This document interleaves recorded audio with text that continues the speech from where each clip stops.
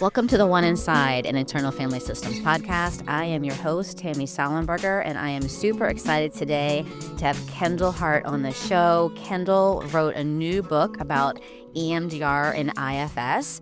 She is a trainer, consultant, and trauma educator who specializes in helping therapists integrate IFS and EMDR.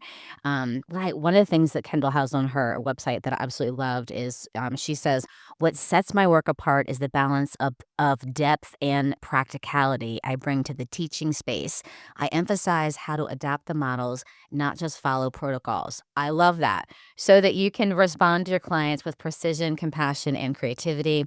I also support therapists in doing their own internal work along the way, which we know is so important. Knowing the integration, I added that part. Knowing the integration isn't just about models, it's about the therapist systems too. I love that so much. So welcome, Kendhal.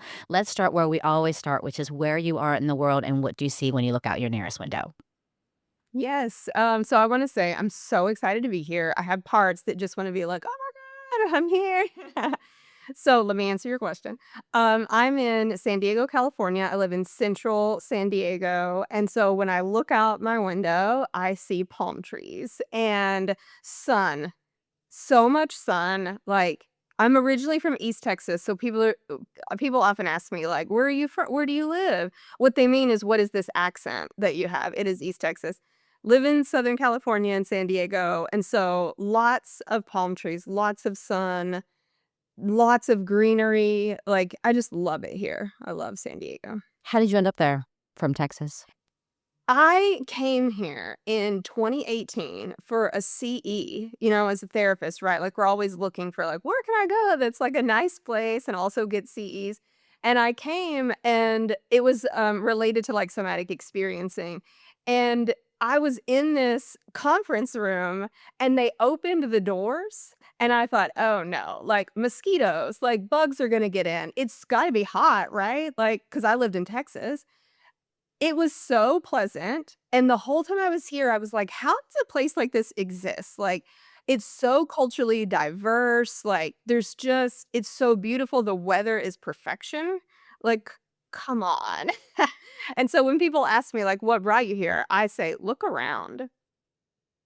Look around." Like, it's just an amazing place, and I feel really lucky to be able to afford to live here because, that's a whole thing, but yeah, Yeah. I love it here. Yeah, I love that. I think that's so true. So I live in New Hampshire, and one of my friends was talking about how he went to visit his family in Florida, and in the place in Florida that they live, there's like everyone's kind of mean, and there's a lot of aggression, and he's like, I came down there and I'm holding doors for people and I'm doing sort of how I do things, and by the end I'm angry and I was in like, wasn't holding doors for people and arguing with people, and I was like, "I feel so grateful that I live in a place," because a lot of people don't, right? Like, I live in a place where, in general, people are really nice to each other.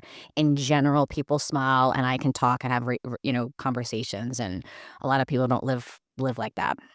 Yeah, yeah, exactly, yeah, I feel like my mental health is better living here, Yeah. like, there's just something about, like, I came here and just felt like I belong here. This is where I belong, Yeah, and then it took me a little while to get here, but, I made my way, so, yeah. Well, that takes a lot of courage to go from, like, where y is that where you're from? Eastern Texas, is that where you're from? Yeah, to go from, like, where you're from to move to a whole different state, I mean, that takes a lot of courage, and Yeah.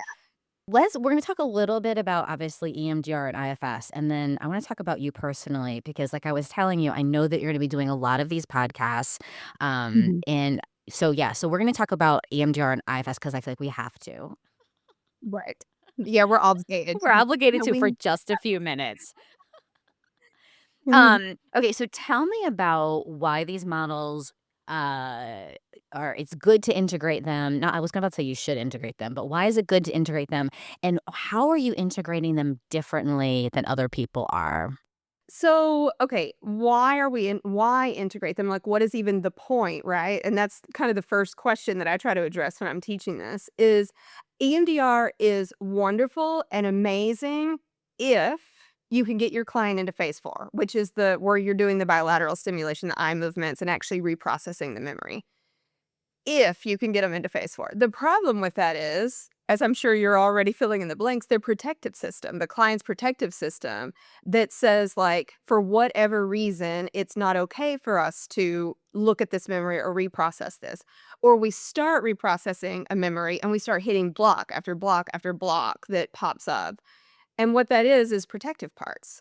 And so when I learned IFS, I was like, okay, here it is. Like, this is going to be the path forward is let's work with the protective system on the front end so that when we actually get permission, we can move into phase 4 and start reprocessing the memory.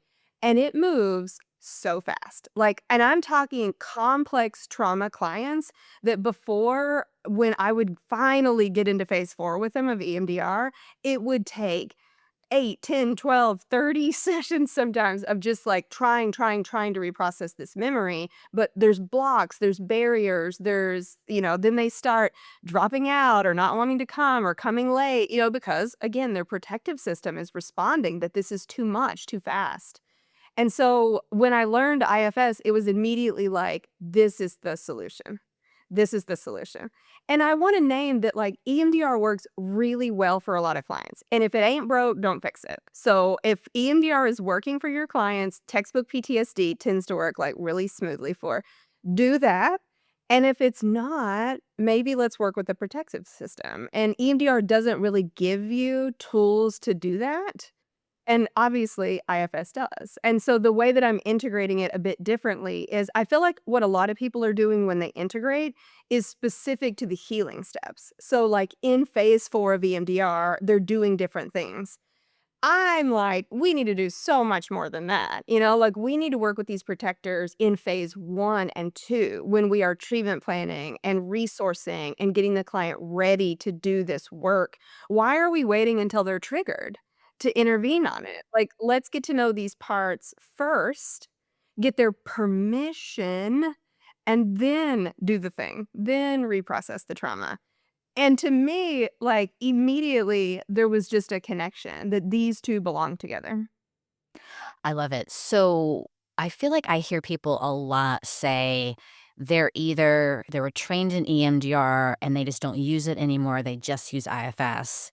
So what do you say to those people that are like, I'm trained, but I stopped using it because I just use IFS now? Yes. So I have a part who wants to preface what I'm about to say to just say that I love IFS, and I don't mean this as a slight to IFS, but EMDR's phase 4 reprocessing is far superior to what we can do with IFS's healing steps. And there is nothing that the IFS healing steps are doing that we're not already doing in phase 4 of EMDR. We're just calling it something different.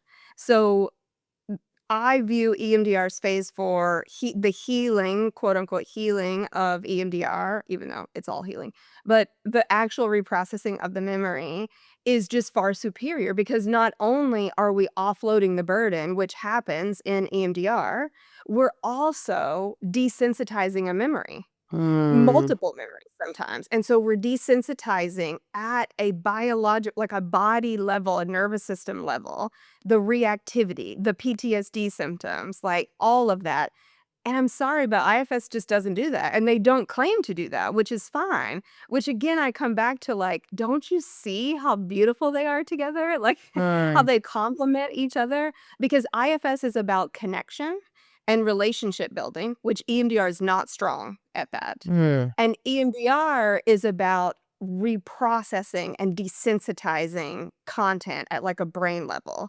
And so it feels like head and heart come together.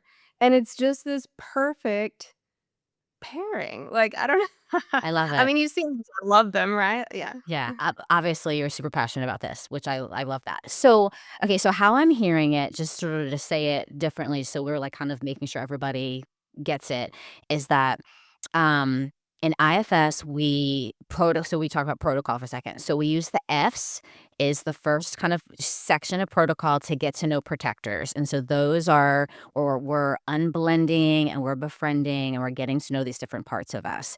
And then when Kendall says the healing steps, that's what we do once we have an exile. So once you've identified an exile in IFS, then we do the healing steps, which is the unburdening.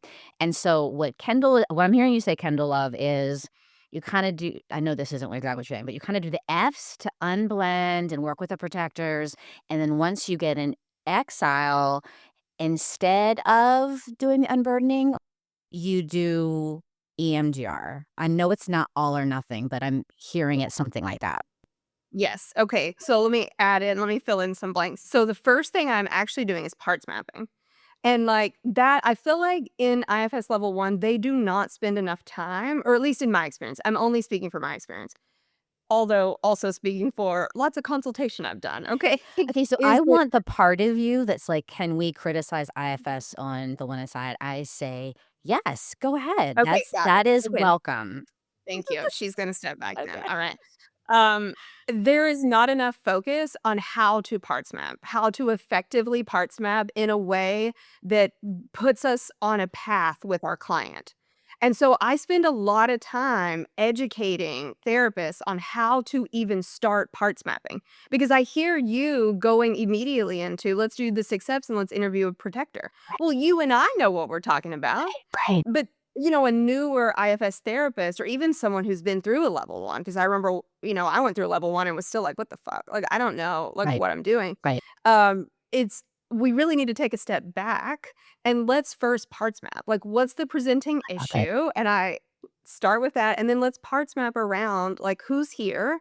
Then who do you wanna get to know? Then we start interviewing protectors. And also, I the IFS framework is like interview protectors until you get to an exile and then offer healing to the exile. Like that's sort of the straightforward approach.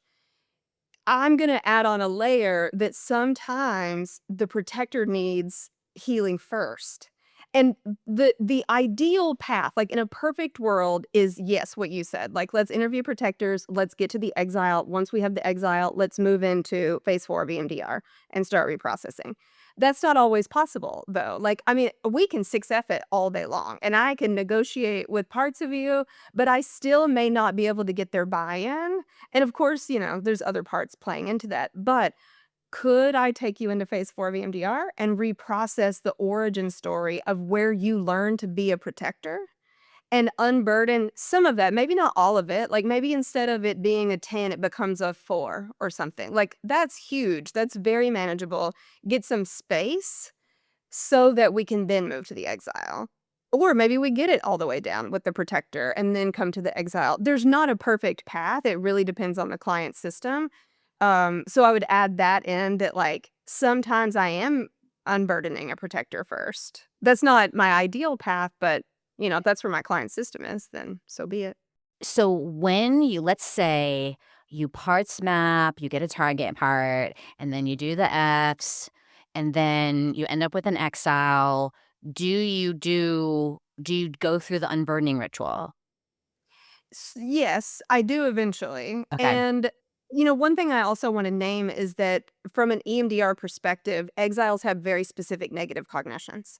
And so a lot of times we get hung up on like a surface level negative cognition of like, I have to be perfect or I'm out of control or I'm powerless or something like that. And that feels like really good EMDR content. Like, oh, we could set that up. Like, that's a target right there, right? Mhm. That's a protector. I have to be perfect, that's a protector. Like, they're doing something. I have to Right. do something. There's a strategy there. Yeah.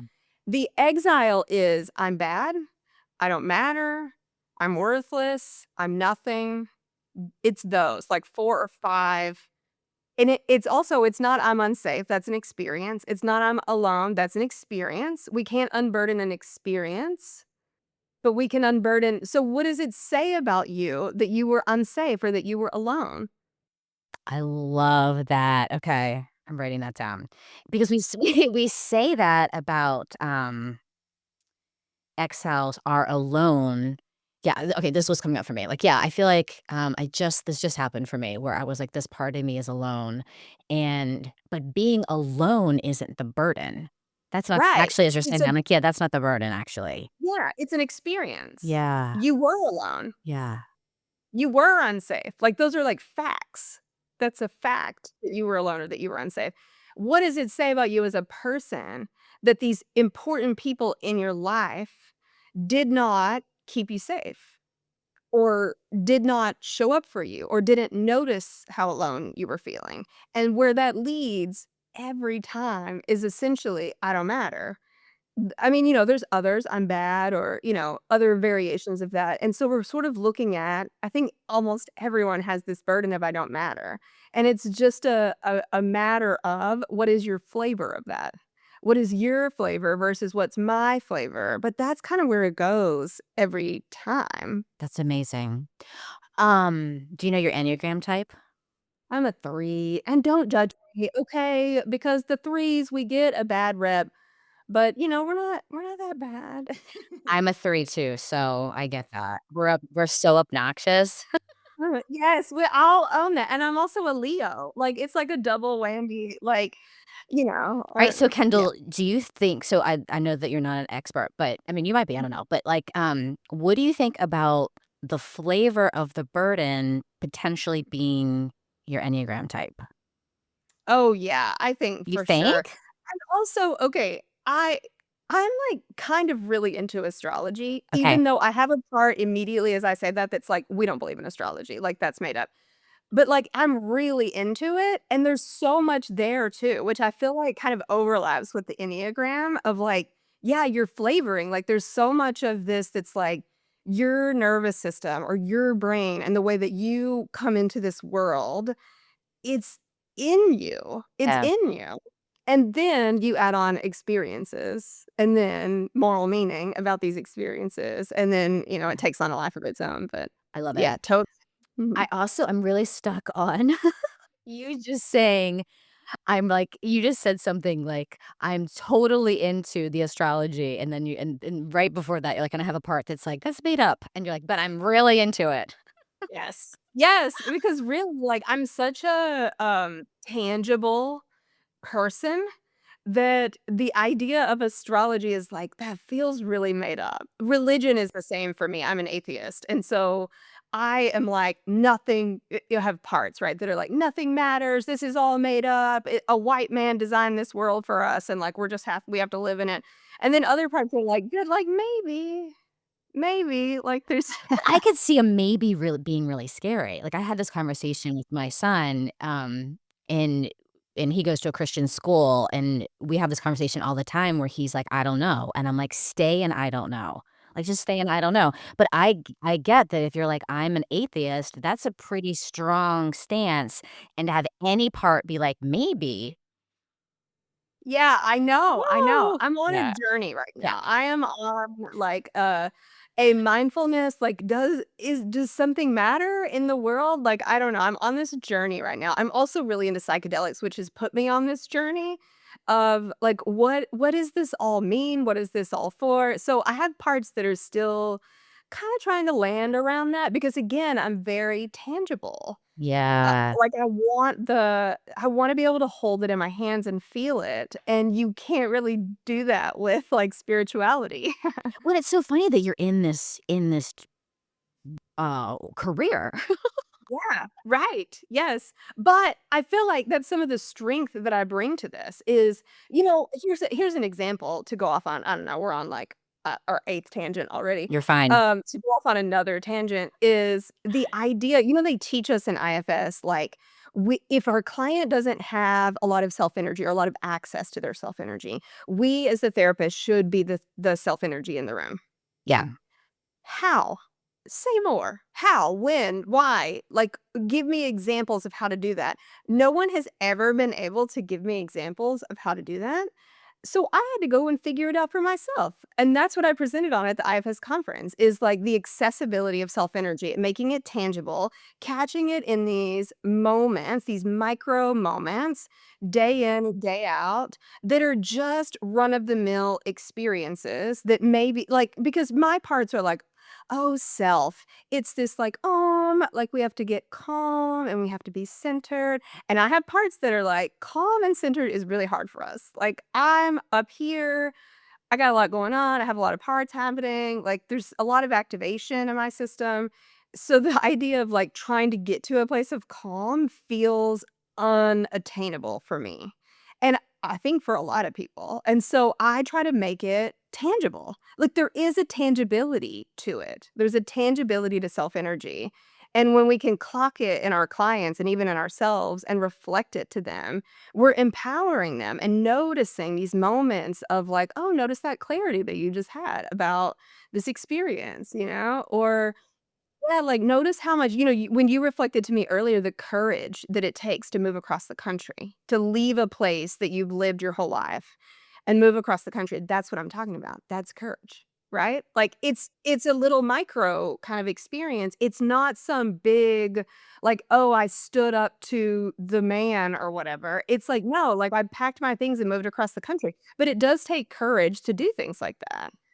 It's funny that you're saying this because I don't feel like you're on a tangent at all because I actually wrote down self because I thought, "Ooh, I Mhm. wonder what she thinks about self." So tell me about for you if this feels okay, micro moments of, like, recognizing your own self, and then I have a part that's like, "And is that do you feel like that's spiritual or no?" And you can totally say no. I bet you can say no. Yeah, I immediately have a part that rolls her eyes and is like, "No, Tammy, that's not." It's welcome. But That's really welcome. then other parts that are like, "Maybe," like, "I don't know," right? Like, who knows? Yeah. I don't know, I don't know. Like, some examples that come to mind around self-energy, and I say these in my classes, so people are gonna, like, hear me repeat myself. One of them is, I had this experience where I was in a department store with my partner, my son, and we really didn't have, like, a clock on us, like, we didn't have to be anywhere after, we were just kinda screwing around or whatever. And my son, he's 6 and a half, he wanted to play hide and seek in the clothing racks. So we spent, like, an hour playing hide and seek, and my partner was, like, going around, we would see him, we'd be like, "Run, go over here," and for, like, an hour in this department store. That's self. That is creativity. That is being in the moment, being in this flow state. A couple of other examples I give is like, have you ever sold anything on Facebook Marketplace and the person comes over and it's like a big thing? Like, I sold a huge dining table with like a bench and like 4 chairs. And this woman came over and parked and was like, don't worry, it'll fit. That is self-energy. That right there, right? That, like, the level of confidence that this woman had that she could get this massive, like, 7 or 8-foot table with a bench and 4 chairs into her minivan. It was it was minivan, and she did it. And she did it, and she drove away, and the hatch closed, and I'm like, "That right there, that was self-energy." It's these little moments, like, it doesn't have to be anything massive, and so often I'm clocking in my clients these little micro moments of clarity, where they'll be like, "Huh, notice that clarity," Yeah. right? Like, Yeah. notice that. Notice these moments when it's showing up day in and day out. It's not elusive, you just don't know how to look for it. So, like, can we put on some glasses or something? Can we adjust your vision so that when you see it, you know what it is? Because you are experiencing it every single day. Everyone is. Even if it's teeny tiny little glimpses for our clients that are at this far end of dissociation and super complex trauma, I promise you they're still experiencing self-energy, and helping them learn how to notice it, I mean, there's healing right there. That's beautiful. Um, what about I don't wanna get too lost in this, but what about, what was your answer to how do we as therapists be the self for the client? I'm like, what's your one sentence answer on that one? I don't have a one-sentence answer to anything, just I have a 3-paragraph answer.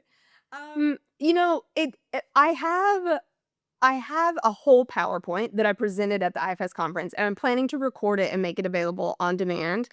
I just haven't gotten there yet, it's a very busy time. But some of it is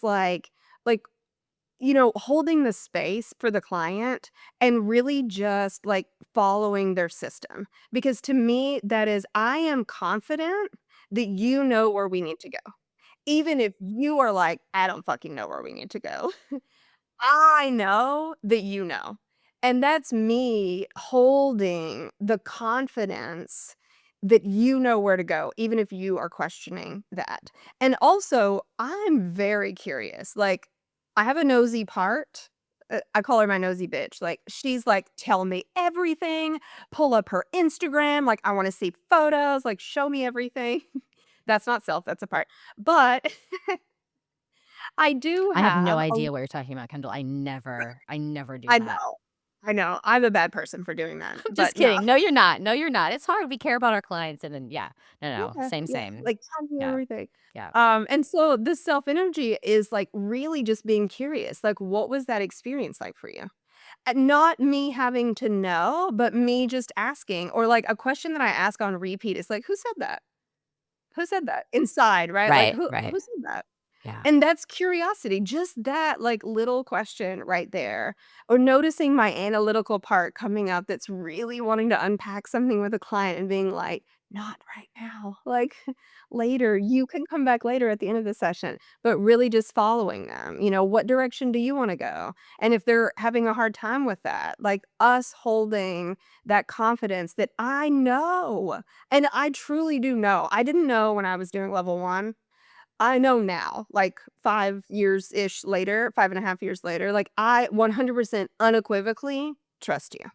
And that's self, that's me extending self, and, I could Yeah. go on and on about all the other Cs, and I will, in an on-demand course or something. I love it. I love that. Um, okay, so I have a part that wants to talk about parts mapping, but I don't think that we should. I think that what we should do is we should shift. I mean, I want to do that, but I think we should shift. So you said that you're on a journey right now, and I want to talk about that. Like what's happening for you personally that and so people can read your book about EMDR and IFS. I know you have so many offerings. Yeah, read the book. You have so many offerings that are great. Like I've had a couple clients that have like IFS clients that have taken your classes. Like really great, like the stuff you put out. So I want to know what's happening for you. So tell me about this journey. Yeah.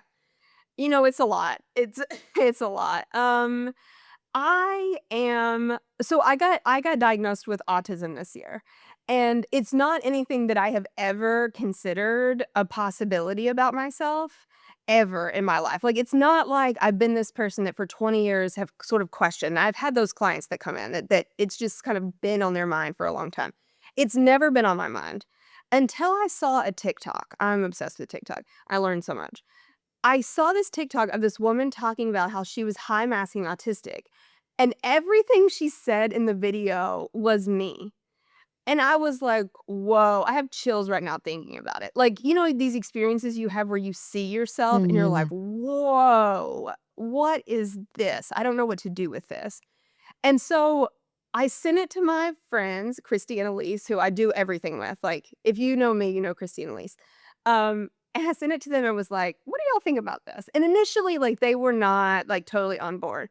And so I kind of sat with it a little bit and I was like, maybe I'll just get an assessment done. Like let me just see. Because also my son is autistic and he got diagnosed this year in June. And so Mhm. going through that whole process too was like, I'm seeing some things. Like I'm curious.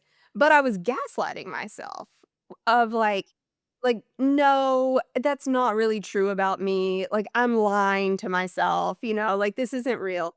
And so I was like, fuck it. I'm gonna go and do this assessment, see what comes of it. And I spent like 2 full hours with this psychologist, and at the very end, she was like, "There's absolutely no doubt in my mind, 100% you have autism." And she said it in such a direct and straightforward way. I said, "I'm gonna write that down because I came into this already deciding that I wasn't gonna believe you. That if you told me that I was autistic, that I was gonna say, 'She doesn't know me that well.' She doesn't know me well enough to say that, because also I've answered all the questions wrong. Because, they ask you these questions and it's like, well, what's the scenario? Like, give me specifics about what is happening, which is so autistic of me to even say that, that I want the tangibility, like, be more specific before I answer your question. And so I had already decided if she told me that I didn't believe her. But then she said it, and she said it in a way that was just so unequivocal that I was like, "Okay, I'm gonna write that down so when I question myself, I can come back to this and see what you said about me." And since then, it's really just kinda been a journey, like, unpacking that, looking back on all my life experiences, grade school, like, relationships, friendships, decisions that I've made, career experiences, and literally how I teach, everything, as I'm sort of unpacking it now through a different lens. And it's been an interesting experience. I'm not done by any means. I'm like 3 or 4 months into, like, formally having a diagnosis. But I feel like a lot of it is, like, I have strengths around tangibility, which I can bring to this model, Like, I can bring to and even the integration of EMDR and IFS is like, "How?" But how? And so I feel like a lot of times, like, when we're taught something and because IFS is so hard to pin down, there's not a lot of how, like step by step. Step 1, step 2, step 3. That's tough for people with brains like me. That's like, "Well, what do I do next? And what if they say this? And then where do I go from here?" I have all the answers to that now, and I can tell you, actually. Like, sure, some of it is like there is flexibility in there, but the image I have in my mind is like moving through a neighborhood with a lot of stop signs, and so I come to a stop sign and I'm like, "Tammy, check inside. Which direction do we need to go? Do we need to go straight? Do we need to go right? Do we need to go left? I trust you to know. You're the GPS here. You check inside." And even if the answer is, "I don't know." Who said I don't know, right? Like, that's still a direction. I don't know is still a direction. Yeah, we can And so, stop like right here at the stop sign. exactly, maybe that's the answer. Maybe we need to park for a minute, and, like, that's still an answer, and so there's tangibility to it, actually. Like, I feel like I could create a whole flow chart of precisely kinda where to go, but still have a lot of flexibility in there because it is kinda repetitive, like, the way that you navigate through someone's system, they are the GPS, though, and so they're going to tell me, "What direction do we need to go?" I don't need to know that. And that has been such a huge relief for my system to not need to know exactly what to do, because I really struggled with that, like, all the way back to grad school. Like, I would drive to grad school and, like, the teachers would say, about practicum and stuff, like, "Have a plan. What are you gonna do with your client today? Like, where are you going? What are you talking about? Like, what's the intervention?" I don't know, like, what, am I supposed to know that? But on me, like, and so I practiced a long time with that being on me to show up and have an agenda, which then learning IFS is like, "Oh, actually, I don't need the agenda. I work so much better if I just follow your GPS." I love that. So, having this diagnosis, I'm guessing you had a major parts party with that. Oh, And I'm yeah. curious about how your parts, I don't know what you know, I don't know what feels comfortable with you sharing, but like how your parts responded to that and also like how they made sense of it. Yeah, I mean, they're still processing it, but It's pretty new. I definitely. mean, it hasn't been that long. Right, yeah. One major thing I say, and I've said this for a long time, but, like, now it's about me, is, like, I don't have autism because of my parts. Right. Someone doesn't have OCD because of their parts, or ADHD, or ADD, or, like, insert any biological element of diagnosis in there, bipolar disorder, things like that. Like, you don't have this because of your parts. I am autistic, comma, and my parts are responding to that, and Um, they want to manage, and so they mask. I have big masking parts. Like, a lot of people, when I tell them that I have this diagnosis, they're like, What?" Like, that is like, my mind is blown. Yeah, because I've spent 40 years learning to mask. I'm really mm, good at it. I'm really, really good at it. When I tell people that I'm an extreme introvert, they're surprised to hear that because I seem like an extrovert. It's a mask, like, it's my parts, and that's not bad, like, I'm not right. saying it's a mask as in, like, a bad thing. Right. It's a mask as in a strategy of my protectors to be accepted and to Yeah. wanna belong and to wanna fit in, which is, I mean, I feel like what most people want is to belong and Right. fit in, and so there's so much love behind what my protectors are doing for me, but that's their strategy, that's one strategy. And then, like, I have a lot of rigidity that I would never have described myself as a rigid person. My friends probably would, but I wouldn't until this diagnosis, and then I'm like, "Oh, actually, I kind of am rigid." Like, I like to do things in a certain way. I have, like, patterns and routines for, like, everything. I'm really good at spotting patterns, which makes me a good therapist because you only have to say something twice, and I'm clocking, like, "Oh, there's a theme here." And then we can, explore, like, whatever that theme is. But there's some of that around like, oh, my rigidity is maybe biological. And then how are my parts responding to that biological rigidity of my autistic brain? Yeah. And Yeah. trying to navigate that, like trying to predict Yeah. what is gonna happen, where are we going, where are we gonna park, who's gonna be there, what's the dress code, like, and then having parts that are, withdrawn because I need to read the room first and see, like, what's going on.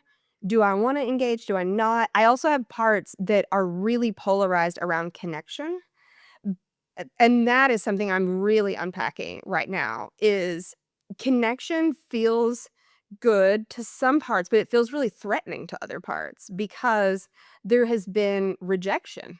Like you move toward connection, but when you're different, when you don't belong, when your brain doesn't work the same as other people's and you're comparing yourself to neurotypicals, there is a not belonging, there is a not fitting in. And so I have parts that strategize around how do we avoid that rupture?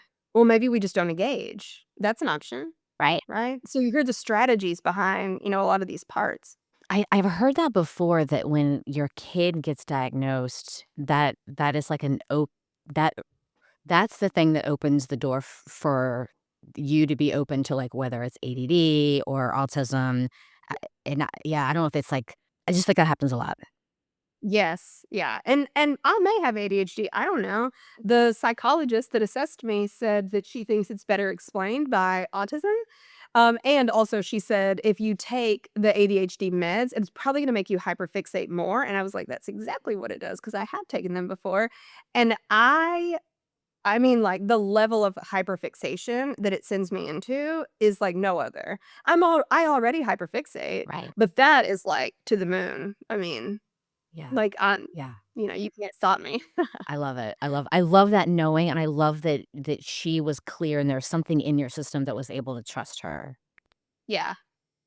Yeah, she was very direct, and that's another thing is, like, I struggle with the gray area. Like, just Right. tell me. Right. Just say it. Don't beat around the bush. Like, what is it that you're trying to say? Do you wanna come with me or not? Just tell me. Right. I'm not gonna be hurt over it. Just say the thing. Just say it. Right. Right. So for her to be very direct with me, I think if I had worked with someone who was a little bit more non-committal, that I would be on a completely different journey at Right. this point. You're like, "Okay, bye." Yeah. Yeah. Um, Mm. so what else do we need to say about this journey? Like, where are you in the journey? Um, yeah, what's Yeah. I feel like a lot of where my heart and soul is right now is therapist facing. Like, I was kind of reflecting on that as I was thinking about, like, what are we gonna talk about and, your emails and stuff like that. And I carry a very small caseload of clients. I wanna stay relevant in my mind, like, I need new examples. But most of my clients are therapists, and I prioritize working with therapists. And I'm just very therapist facing. So, like, I lead retreats where I work with therapists, not alone, Elise and Christy, we do everything together, so they're there, and we run retreats where we help them learn about their internal system and get to know their parts and how their parts are showing up, not only in the therapy room, but in their life as well. It's Mhm. a both and, Yeah. it's not just about like, how can you be better as a therapist, but it's how can you be better as a human being? Oh, And I man. think Elise, my colleague and friend, she says, IFS is a lifestyle. It's not just a therapy modality, it's a lifestyle, and it is my lifestyle at this point. Like, I speak it, I breathe it, like, I'm always tracking my parts, and I just love supporting therapists because I feel like we don't have enough support. We don't have enough mentors. And IFS just gives a language that is so non-pathologizing and so permission focused that instead of it being like, "Oh, what's your countertransference in this relationship?" It's like, "No, what part of you is responding to this client? Yeah. What part of you is responding to your client's part? Yeah. And what part of them is responding to you?" And it just gives us a much more compassionate lens to look at that instead of shaming the therapist. I feel like we get shamed a lot. And there's like these cultural burdens of being a therapist that you're supposed to show up in a certain way. You're Mm. supposed to say certain things. You're supposed to help your client get fixed up and discharge them, right? Yeah. Like, Yeah. come on. Yeah. In what world? Like, Yeah. that's a lot of pressure to put on us. Oh, and also, you're not supposed to charge a lot of money. Oh, but you're supposed to charge your worth. So remember that, right? We're talking out of both sides of our mouths here. Like all these cultural burdens of a therapist. And those are my people. So that's who I focused on. I love it. So if therapists are listening, how can they find out more about what you're doing, your retreats, your stuff? Yeah, so you can go to my website, kendallhart.com. My retreats are my favorite thing to do right now. It kind of changes, right? Like month by month, year by year. I love doing these retreats. And essentially what the retreat is it's an intensive for you, the therapist, the human being, not just the therapist, but the human being to come, and it's a smaller group, and there's 3 of us that are leading this, and we help you learn to parts map using your system. We help you learn to interview different parts of your system, to look for negative cognitions, to look for origin story memories, to just explore whatever you wanna explore. We don't prescribe to you what you need to focus on. You set the intention. And then you use this time to essentially walk through an intensive together. And then we do collective unburdenings for anyone who's interested. We do a lot. We do demos. We do lots of different things, and everything is an offering. And so, what I got reflected to me at this last retreat is that I exude trauma informed care. That everything about our retreat is the epitome of trauma informed care. And that has been one of the biggest compliments I've received, other than when people tell me they love the way my brain works, like, let me tap that in real quick, like, okay. But that I am trauma-informed care is just such a beautiful compliment, and that's really what the retreat is, and there's just so much permission.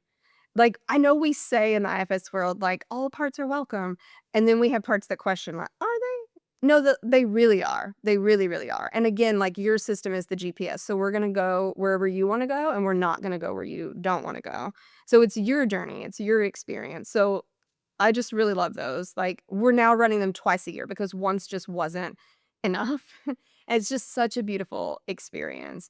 And also our journey along the way there is like the first few we did, we sort of micromanaged it. We gave them tons of prompts and like told them what they needed to work on. And we were like really focused on therapist unburdening their therapist parts.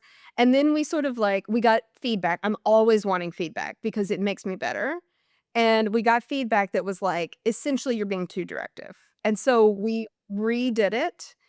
And I cannot articulate the experience of this retreat. Like, it was just so moving. Like, I don't have words for how amazing of an experience it was to get to connect to these people, for them to trust us, to come into their system, to witness their system, to walk them through some of this, to explore some of this. So anyway, tangent because I love it so much, but I love it.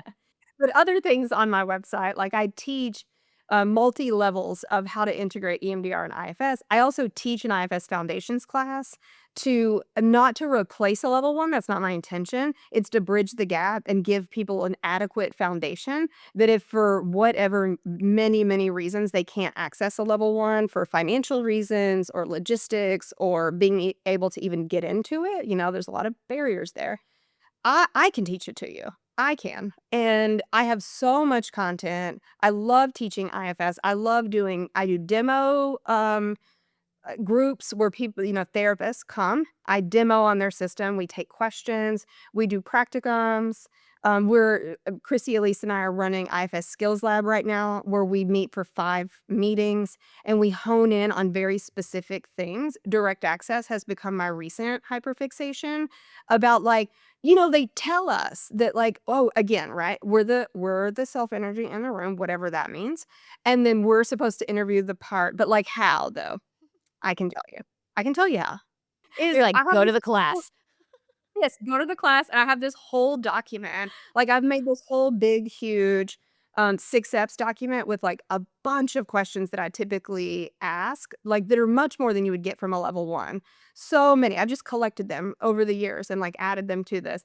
And now Elise and I are working on this really long direct access document so that you can use it not necessarily as a script, but just prompts. Like, there's a bunch of different ones to choose from, and it helps tweak your language. So when you have clients that don't respond to that parts language, like, you'll say, "A part it sounds like a part of you this," and they're like, "Why are you being weird?" Uh-huh. Because it is weird. Can we just name that? Like, it's weird. The way that we talk in parts language, like, I know it's normal to you and I. It's weird. It's really strange. And so it's very normal for clients to be like, "What are you doing? Right. Why are you being weird? Like, stop talking like that." We don't have to talk in parts language. I still know that I'm in conversation with a part of you. I don't have to say the quiet part out loud. I can know that and not tell you everything that I'm doing. But it's tweaking the questions of the 6 F's to make them non-partsy. And, like, how can I ask you, "How are you feeling toward the part?" in a way that isn't weird? That's a weird question. Like, it took me a long time, my parts, a long time to even understand what you're saying. Like, what do you even mean when you're asking me, "How do I feel toward the part?" And it was Alexia Ruffin. She's an amazing, amazing teacher. I did a course that she has on PESI and was like, "Oh, okay, well, now I get it." The way that Dick says it, I'm like, "I don't know what you mean," but when she said it, it just landed with me. So, I think that's some of it too, right? Like, hear from a bunch of different people. I just go around, like, collecting little tidbits from all different people. My IFS consultant was Crystal Jones, who is now an IFS lead trainer. She's very different than me in the most beautiful way, and the way that she would reflect things to me, I would be like, "Never heard that before. Okay, I'm gonna jot that down." Like, the way she asks questions, I just like going around and collecting little tidbits from people and compiling them and changing them into what works for me. And anyway, I'll make my direct access document, mine and Elise's, I'll make it available at some point. We're editing it right now, but I don't wanna gatekeep. So, like, if I have something that can be helpful to people, I'm just putting it out there and, so people can use it. I love it. That's great. I mean, and it sounds like this is a big, but like, I wonder if it's even part of the autism is this way you think and way your brain works, which then helps you collect this information and then create information that the rest of us are like, oh, yeah, that I need that. Like, either I didn't know I needed or I was a little bit lost. And then, like, you've created something that you created a beautiful resource then that you might not have, or you might not, because if your brain didn't work that way, you might not be thinking it through that way. Yes, yeah, yes, exactly, and this direct access document came from our IFS skills lab. Someone asked a question about how to tweak the language, like, how would you tweak the language for direct access? And I said, "Okay, what I'm hearing from you is that you need us to make a document to give you to give you prompts that you can use that are direct access language so that you're not having to do it in the session in the moment." Because what does that do? It leads you, the therapist, to blend with a manager who's trying to translate what you're asking. And so if I just organize it for you and you have it like in front of, print it out or put it on your second screen or pull it up on top of your client's face or whatever you have to do. So that you can like cherry pick your questions, then you're less likely to blend also. And so that's where I get, like, a lot of my resource ideas from is people will ask questions and I'm like, "I know this isn't what you're asking, but what I'm hearing is I need to create a resource for this." And so I go do it. People love therapists love their resources and their bullet point lists. Yeah, yeah, yeah, yeah. What came up for me is just circle back to like the lady in the minivan. I think if we have that, then we have confidence. Like the more confidence I have in the model and an experience of the model and in my like how to ask the F's or how to do direct access, I can be like, I'm getting that table in that minivan. Yes, exactly, right, yes, I love that reframe. I had not conceptualized it that way, but isn't that me like, extending self-energy to you? Yeah. And Wow. that is it. That's us showing up with self-energy and, like, holding it for other people. And I try to hold it for therapists as well as my clients that are non-therapists, love y'all too. But, like, holding that for therapists that, Yeah, like, if my brain works this way, let me use it in a way that is productive and effective and helpful and meaningful. I Yeah. want everything is like, it needs to mean something, and if it doesn't mean something, why am I doing this? Yeah. Yeah. That's very Enneagram 3 of you also. Right. All right, I hate to do this, but we have to go, which is crazy to me. I know. So, Kendall, if you were not doing this job and you had to do Yeah. something different, what would you do? I would be, a some sort of musical performer, but I do need to say that I do not sing. I do not have a singing voice, and I do not know how to play any instruments, but I do believe in another life, I am on a stage performing, and I am writing the most brokenhearted songs that will just kill a little part of you, and I am, like, emo singing on the stage. That is my alternate life, which is not reality, right? Like, that would Right. actually never happen for me. But that I oh my gosh, like, I'm just so moved when people do that because it feels like they're living their authentic like, they're in self-energy, right? Like, they're just so authentic in that flow state, and I just love it. I'm very moved by music. But the real answer, the reality is that I would be teaching. I initially was gonna be a kindergarten teacher. Some of you will laugh at that. People that know me will be like, "What? In what world?" Although, to be fair, I do homeschool my son, and he's in 1st grade now. So I did become a kindergarten teacher, actually, just in a different way. But I feel like I would be teaching something. I would Yeah. just find some other hyperfixation to go around and Yeah. teach people I feel about. like so this your parts probably will like this. You answered the question exactly how I initially wanted people to answer the question. Oh, interesting. Okay, because I have been sitting with my answer. I've had my answer since, like, probably 2020. Like, when I started listening or 2021, when I started listening to your podcast, and I was like, "Oh, what would my answer be?" Because I would go, like I used to have, like, a plot of land, like, a bunch of land at my house, and I would mow, and I would listen to your podcast while I'm mowing, and, I would answer the question, like, "What would I do?" And this has always been my answer, but I've always thought to myself, like, "That's not a real answer, though, because you can't just, like, become a singer."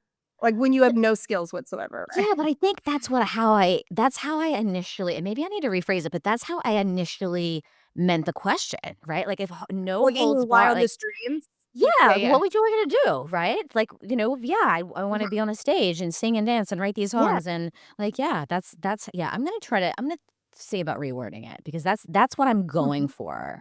That's what I Love want it. from Okay. people. Yeah. So thank you for answering it that way. All right, Kendall, you're Yes, yes. awesome. I love what you're doing. Let's keep in touch. Yeah. And we will see you soon. Thank you for all you're doing for IFS and in EMDR. Thanks for hanging out with us today. If you enjoyed this episode, I'd love it if you left a rating, a review, a like, comment, share with your family, your friends. That would mean so much to me. My book is available at your favorite independent bookstore or on Amazon. You can visit my website, tammysalenberger.com, or you can download a free Get to Know a Should part of you. You can follow me at IFS Tammy on Instagram and at The One Inside on Facebook and on YouTube. Jeff Schrum co-produces The One Inside, and I am forever grateful for Jeff. Also thankful for Jack Reardon for creating the music, and just thank you for listening. 6 seasons, over 1 million downloads. I cannot tell you how much I appreciate you in this community. I'll see you next time.